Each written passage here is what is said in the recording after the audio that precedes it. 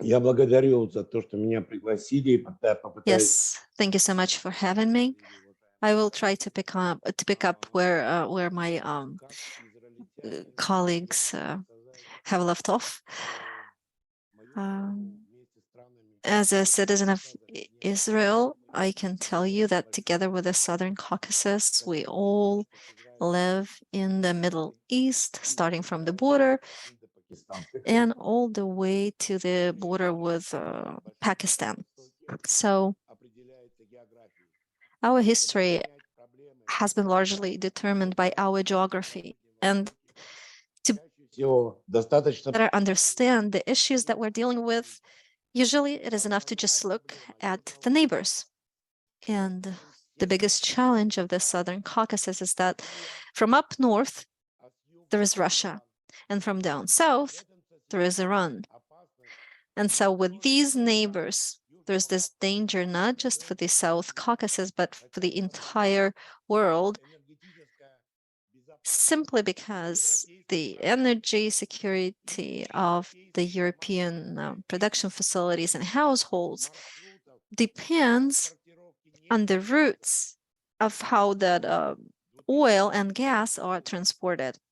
In 2022, the European governments were busy looking for the alternatives in terms of oil and gas, for the alternative suppliers, for the alternative energy sources. That was the biggest challenge of 2022. Where do we get gas if not from Russia? And I'm afraid that it is still dragging on into 2023, and it will remain relevant this year and perhaps in the coming years as well. I mean, where do we get the energy from? And I do have a hint for you. Look for it where it is deposited. I mean, where there is the surplus.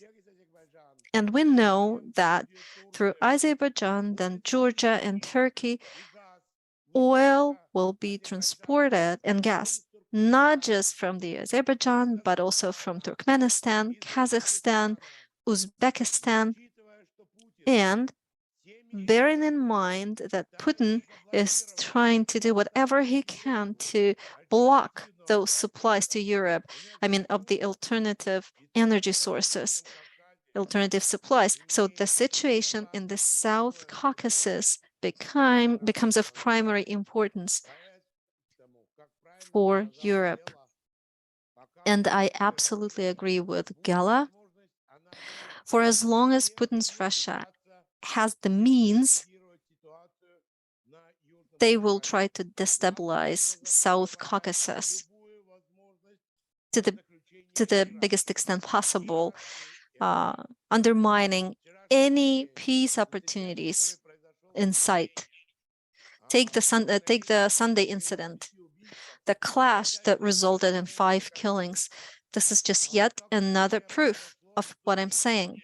The clash took place in the area controlled by the Russian peacekeepers. It is the Russian peacekeepers who rushed there first, and somehow they didn't do anything. Now, moving on, we have this issue of Iran becoming closer and closer with Russia. This was probably not so much in the focus of the previous speakers. So we have this fact: they are becoming closer.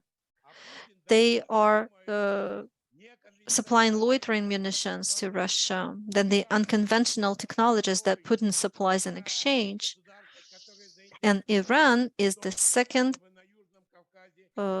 state interested in peace never happening in the South Caucasus. They are interested in this war between Armenia and Azerbaijan to drag on forever. So the planet is huge, the world is huge, and of course every country is focused on their own issues. And it is just the Iranian regime that has this global way of thinking. What they are working towards is merging the 3 wars into one: Russia against Ukraine, Armenia against Azerbaijan, and finally, Iran against Israel. So globally, this is the plan.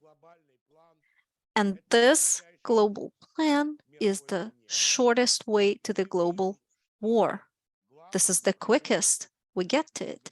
And as we can see, the biggest enemy of Azerbaijan is Iran, not Armenia. They are fighting against not even Russia, who are, say, the third party to this conflict, because they have a stake in it, but it is Iran who is pursuing its own agenda. Finally, the question of Azerbaijan is a global one. What is happening today down there, especially with the most recent events, poisoning of those girls and the rapes at schools, that is a global issue. The female revolution, the women's revolution happening in Iran is going to be part of the big history, not just for the Middle East, but for the entire world. And it deserves as much focus as the war in Ukraine. See, I'm the only one who made it actually in the 5-minute slot.